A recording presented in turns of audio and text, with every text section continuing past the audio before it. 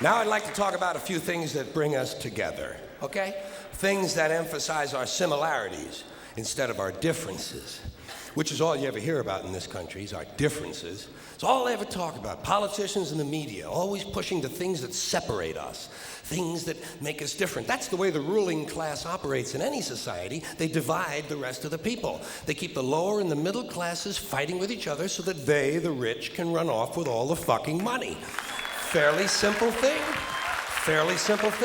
happens to work. Anything that's different about us, you know that's what they're pushing at you. Racial differences, religious, ethnic, national backgrounds, jobs, income, education, social status, sexuality, anything they can do to keep us fighting with each other so that they can keep going to the bank.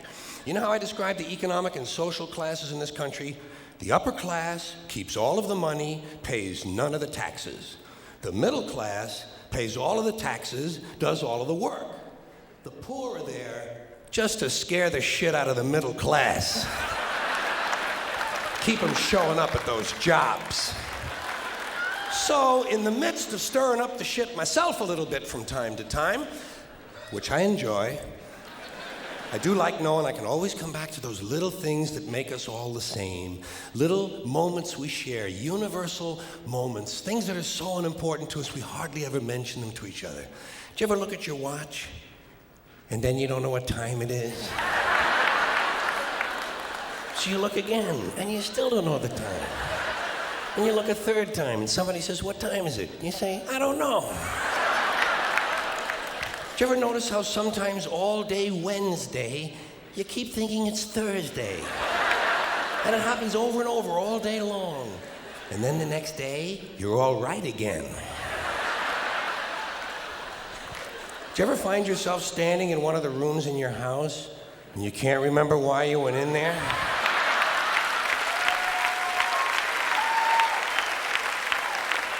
And two words float across your mind: Alzheimer's disease. You ever been talking to yourself and somebody comes in the room and you have to make believe you were singing? And you hope to God the other person really believes there's a song called "What Does She Think I Am?" Some kind of putz. Little experiences we've all had. You ever been sitting in a railroad train in a station and there's another train sitting right next to you and one of them starts to move and you can't tell which one it is?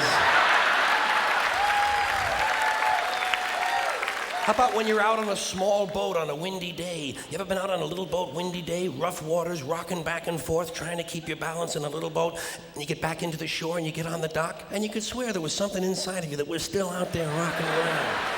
Did you ever try to pick up a suitcase you thought was full, but it wasn't? And you go, and for just a split second, you feel really strong. How about looking through a chain link fence? Do you ever notice if you're just the right distance from a chain link fence, sometimes it seems to go, what is that? How do they do that? Do you ever try to tell somebody they have a little bit of dirt on their face? You can never get them to rub the right spot, can you? You say, "You got a little bit of dirt right here." They always go, "Where? Here?" And you just want to slap the bastard, you know? Say, "No, right here near your eye."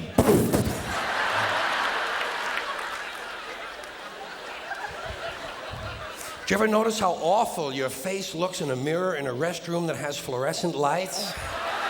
Every cut, scrape, scratch, scar, scab, bruise, boil, bump, pimple, zit, wart, welt, and abscess you've had since birth all seem to come back at the same time. And all you can think of is, I gotta get the fuck out of here before they think I really look like this. This is not my real face. Do you ever notice when you're walking with your arm around your date, sometimes one of you has to change the way you're walking? Men and women don't walk the same. One of them has to change. Either the man has to walk like this, or the woman has to walk like this. Joey, how are you? How about when you're walking up a flight of stairs and you think there's one more step? And you go, and then you have to kind of keep doing that, you know? So all the other people will think it's something you do all the time. I do this all the time. It's the third stage of syphilis.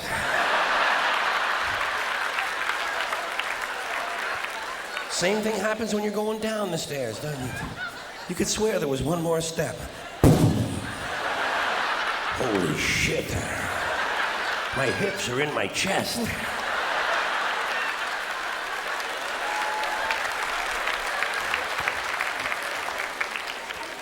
When you drink grapefruit juice in the morning, do you go... I do too. Why do we drink it? It's like ice cream throat. You know when you've been eating ice cream real fast and you get that frozen spot on the back of your throat and there's nothing you can do about it because you can't reach it to rub it, you just have to kind of wait for it to go away? And it does. Then what do? Eat more ice cream. What are we, fucking stupid? Did you ever wake up in the late afternoon? Sorry. Did you ever go to sleep in the late afternoon, wake up after dark, and you don't know what goddamn day it is? And you think, maybe it's yesterday. How about when you're lying with your head on the pillow? Did you ever notice when you have your head on the pillow, if you close the bottom eye, the pillow is down there. Then if you switch eyes, the pillow moves up there. Whoa, holy shit, Dave, look at this. The mystery of the moving pillow. I think it's related to the chain link fence mystery myself.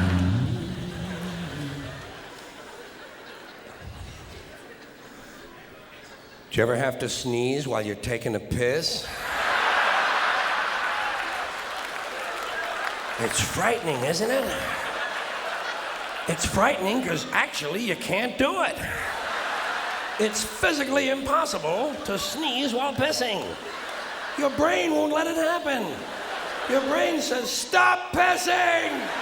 We're going to sneeze now! Because your brain knows you might blow your asshole out.